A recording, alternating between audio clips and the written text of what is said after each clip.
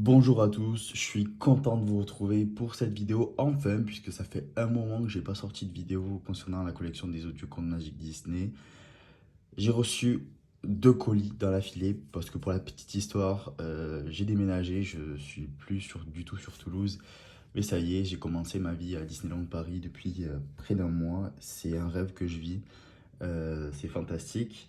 Mais je n'ai toujours pas abandonné forcément ma collection d'Audiocontes magiques puisque je les reçois désormais à Chessy, là où j'habite.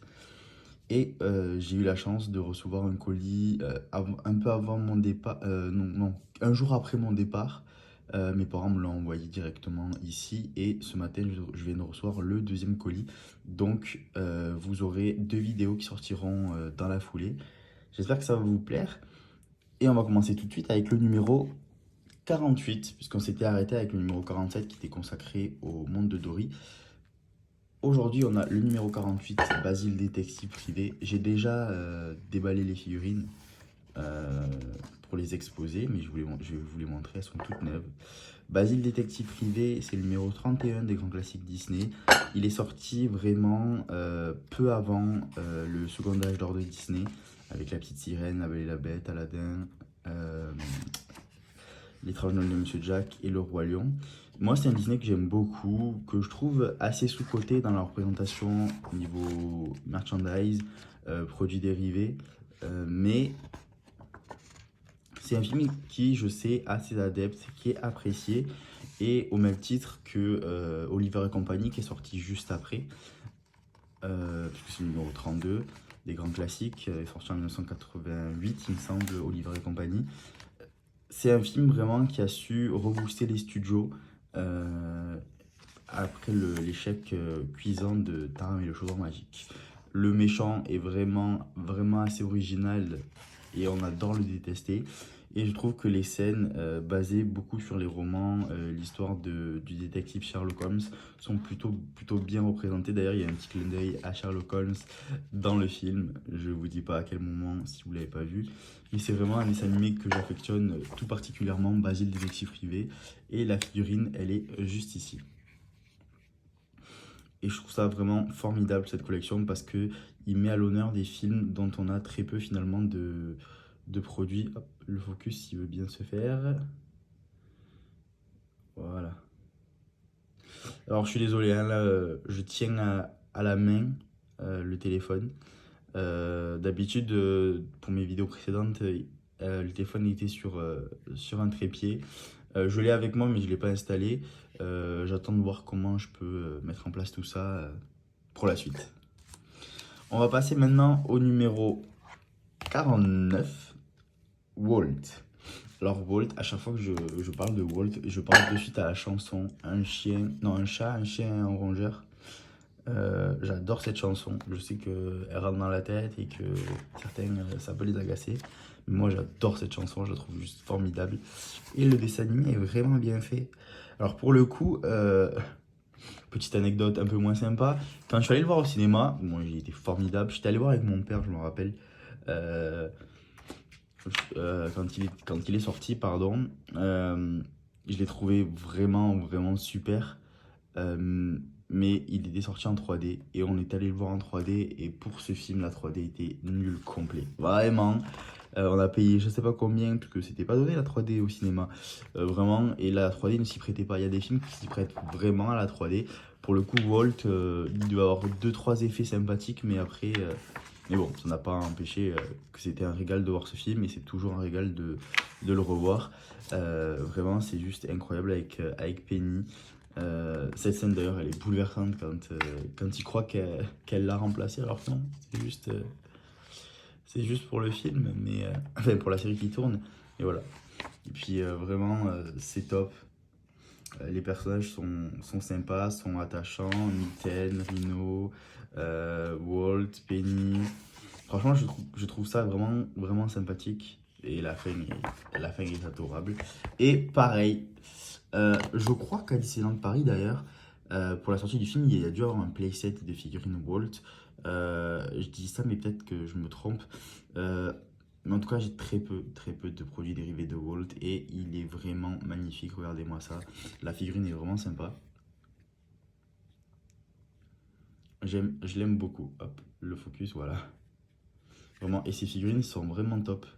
Et pour le coup, c'est vrai que je vous montre pas, je vous les montre pas sur l'enceinte toujours, mais j'ai aucun problème. Vraiment, j'ai la chance, c'est que j'ai vu partout certaines personnes avaient des problèmes avec l'enceinte, mais moi, pour moi, c'est pas le cas. On passe au numéro 50, qui est dédié à un film que j'ai vu également au cinéma quand il est sorti en salle, en 2011, il me semble. C'est Cars 2. Et la figurine rend hommage à Martin, pour le coup, puisque Cars, premier du nom, on l'a eu dans le numéro 14, si je dis pas de bêtises, et était consacré au personnage de Flash McQueen. Là, on a notre ami Martin. Et Cars 2, pareil, c'est un film hyper sympathique. Euh, Vraiment, je préfère le 1, je vais pas vous mentir. Mais je trouve ça assez original qu'il fasse le tour du monde, voir les voitures représenter des différentes régions du monde. Je trouve ça vraiment cool. C'est une bonne suite. Vraiment, c'est une bonne suite. Si vous l'avez pas regardé, je vous invite à la regarder. Mais bon, je pense que maintenant Cars, la franchise Cars n'est plus à vendre puisque elle a déjà trouvé ses adeptes et des fans par milliers. Si vous avez l'occasion de venir à Disneyland Paris, justement, venez faire Cars Road Trip et dites-moi ce que vous en pensez. Dites-moi ce que vous en pensez. Il y a des produits également, pas mal de produits dérivés de Disney. Je les vois tous les jours dans toutes les boutiques que je fais. Donc vraiment honnêtement, foncez. Et la fin est vraiment sympa quand on se rencontre pardon, du poteau rose, quand on se rend compte de qui est l'antagoniste du film.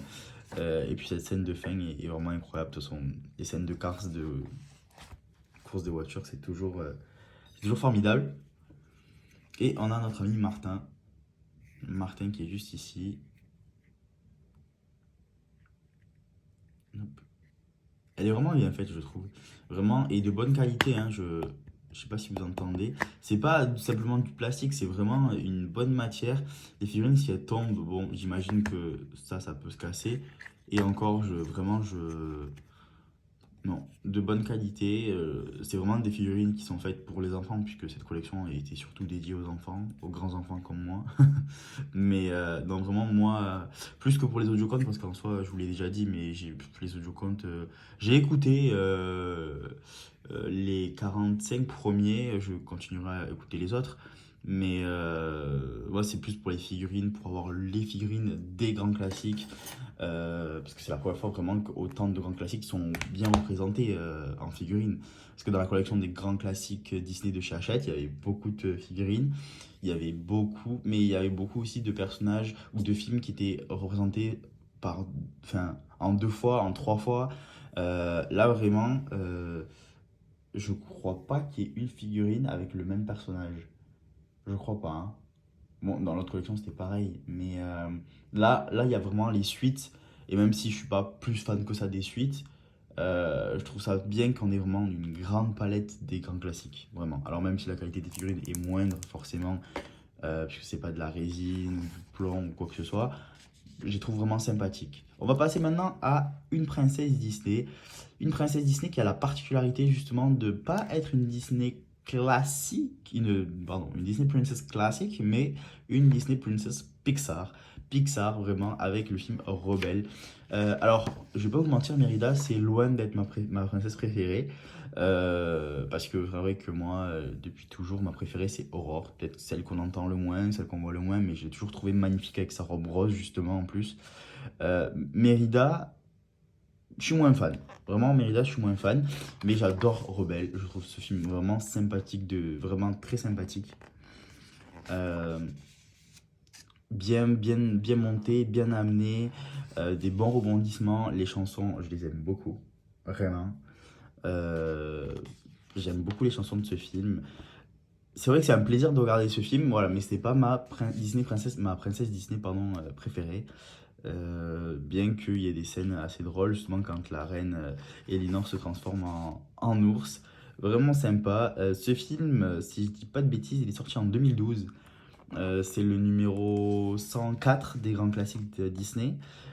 Et vraiment formidable. Et d'ailleurs, il me semble, si je dis pas de bêtises, que j'ai complété toutes les princesses, parce que j'ai Blanche-Neige, j'ai Cendrillon, j'ai Aurore, j'ai Ariel, j'ai Belle, j'ai Jasmine avec Au travers du génie. Mais restez avec moi parce que dans quelques envois, on aura enfin une figurine de Jasmine. Je vous dis pas comment. Pour ceux qui ont déjà vu, qui sont abonnés, savent de quoi je parle. Mais on aura Jasmine, j'ai Pocahontas, j'ai Mulan, j'ai Tiana et j'ai Réponse. J'ai Mérida, j'ai Vaiana.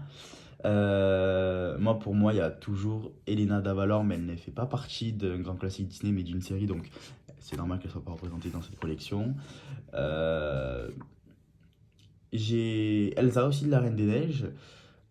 Voilà, donc j'ai presque toutes les princesses, oui, je les ai toutes. Franchement, c'est cool. Voilà, je suis content. Je voulais le dire.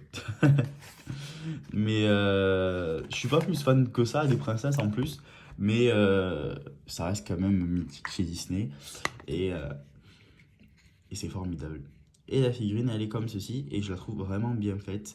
Bien faite, d'autant plus qu'elle a sa cape. Elle a sa cape et c'est rare qu'on voit Mérida avec sa cape. Alors, oh, j'arrive plus à parler. Vous me direz, c'est pas très important la cape. Mais je trouve ça plutôt sympathique. Je trouve ça plutôt sympathique et la figurine est vraiment cool. La petite figurine de Mérida. On va passer à une suite parce que c'est vrai qu'on arrive dans la collection et que finalement on va avoir pas mal de suites dans cette collection, dont Monster Academy. Moi je dis beaucoup Monster University. Je sais pas pourquoi je préfère le nom en anglais, mais Monster Academy, parce que c'est son nom, son titre VF, qui est une suite, mais plutôt finalement pas une suite de Monster Company, mais plutôt un préquel. Et je trouve ça formidable parce qu'on voit la rencontre de Bob et Sully, Mike Wazowski en anglais et Sully, ouais c'est ça, c'est le même nom. Euh, Vraiment à l'université et je trouve la confrontation entre les deux mondes, Bob qui a toujours été un peu, je dirais pas esselé, mais mis de côté. On le voit dès qu'il est petit, les copains sont pas trop souvent avec lui à l'école, etc. Il arrive à l'université, il est plein d'ambition, se fait pote avec son petit groupe qui est, il faut le dire, qui n'est qui ne sont pas les vedettes de l'université. Et on a en face Sully qui fait partie de l'équipe des chouchous, des beaux gosses, entre guillemets, hein, parce que c'est des monstres, mais de l'école. Et finalement, ça n'empêche pas une belle amitié comme on la connaît. Mais je trouve ça vraiment sympa. Cette suite. Moi d'ailleurs, Monstre Academy, je l'ai vu en 2013 quand j'ai eu la chance d'aller à Disney avec... Non, en 2013 ou 2014? 2013. C'était en octobre 2013. Quand je suis allé à New York, j'allais dire à Disney. Quand je suis allé à New York avec mes parents dans l'avion, voilà, on avait pas mal d'heures d'avion, donc j'en ai profité pour regarder ce film que j'ai trouvé incroyable. Et la figurine, elle est dédiée à Bob, puisqu'on a eu Sully dans le numéro 22, il me semble, de la collection. Voilà. Monstre Company, c'est le numéro 64 des grands classiques. Et Monstre Academy, c'est le numéro 100. Que je vous dise pas de bêtises. Euh, vous voyez, j'ai un trou. 104, c'est Rebelle. 105, c'est Clochette et la fée des. Ah, je sais plus. Oui, c'est ça. Clochette et. Ah, c'est ça, la fée des glaces ou la fée des neiges. Je sais plus comment elle s'appelle. Je sais plus, le secret des fées, c'est le secret des fées. Et en 106, on a Ralph. Je crois que c'est le numéro 107, Monstre Academy. Enfin bref, je divague. On passe à un film que j'aime beaucoup, mais qui est clairement sous-coté également. C'est La Ferme se rebelle. J'adore la musique de ce film également. La Ferme se rebelle, vraiment, avec nos trois amis. Et qu'on voit juste ici. C'est vraiment un film que j'apprécie. Excusez-moi, je suis un peu enrhumé. Tout va bien, c'est pas le Covid, mais j'avais pris un peu froid puisque j'ai pas compris encore que je suis à Paris et qu'il fait pas la même température qu'à Toulouse, donc je couvre très peu. Le méchant, vraiment badass, Alameda Slim, que j'aime beaucoup. Vraiment, c'est un film sympathique. Moi, je l'avais vu pour la première fois quand mon père me ramenait des DVD de son CE. J'étais petit à cette époque, hein. Oh là, j'étais vraiment petit. Et je me rappelle, Jaquette était en noir et blanc. Bon, je regardais le film, j'étais content. Et j'avais vu, il m'avait passé ce film. Et il était vraiment cool. C'est vrai que je suis persuadé que si on montre ça à des enfants ou même à tout un chacun, ils vont pas forcément penser que c'est un Disney. Et pourtant ça l'est. Et je le trouve bien foutu. C'est sûr que c'est loin d'être un grand chef-d'œuvre. On est loin du Blanche-Neige, on est loin du Cendrillon, du Peter Pan, du Ratatouille, de la Reine des Neiges ou du Roi Lion. Mais c'est un film qui a le mérite d'exister et pour tout grand fan de Disney, il se doit d'être regardé. Et pareil, on a eu un playset, ça je le sais, un playset de la ferme sur Belle. D'ailleurs, la figurine est vraiment identique, je crois, au playset. Mais pareil, très peu de produits dérivés, très peu de merch sur ce film. Donc je suis ravi de l'avoir dans cette collection. Je divague beaucoup parce que c'est vrai que je suis content d'avoir ces figurines-là. Et voici le petit cadeau. Le petit cadeau de Timon et Pumba, la figurine de Timon et Pumba, puisque c'était mon envoi numéro 13, il me semble, où j'avais la figurine. Ah non, excusez-moi, je dis n'importe quoi. Bon, ben voilà, je vous ai spoil. Je vous ai spoil la vidéo suivante. Bon, ben c'est pas grave, je vous montrerai le cadeau que j'ai eu avec l'envoi numéro. C'est quoi le numéro 12, celui-là? Je crois que c'est ça. Bon, bah, du coup, c'est pas grave, je vous montre cette figurine de Timon et Pumba, mais c'était pas du tout avec cet envoi. Je suis vraiment ailleurs, moi, aujourd'hui. La figurine de Timon et Pumba du Roi Lion, voilà, vous mettez sur l'enceinte et ça reprend exactement la même histoire qu'avec la première figurine de la collection qui était dédiée à Simba, le Roi Lion. Voilà, je suis super content. Je l'ai pas déballé, je vais le faire, hein, c'est juste que là, j'ai pas le ciseau à portée de main. Mais voilà, c'est Timon et Pumba que j'ai eu avec l'envoi suivant et vous verrez le cadeau que j'ai eu avec cet envoi dans la prochaine vidéo. J'ai complètement changé l'ordre des choses. Mais voilà, en tout cas, j'espère que cette vidéo vous aura plu. Je vous dis à très vite, à de suite pour la vidéo suivante. Ciao!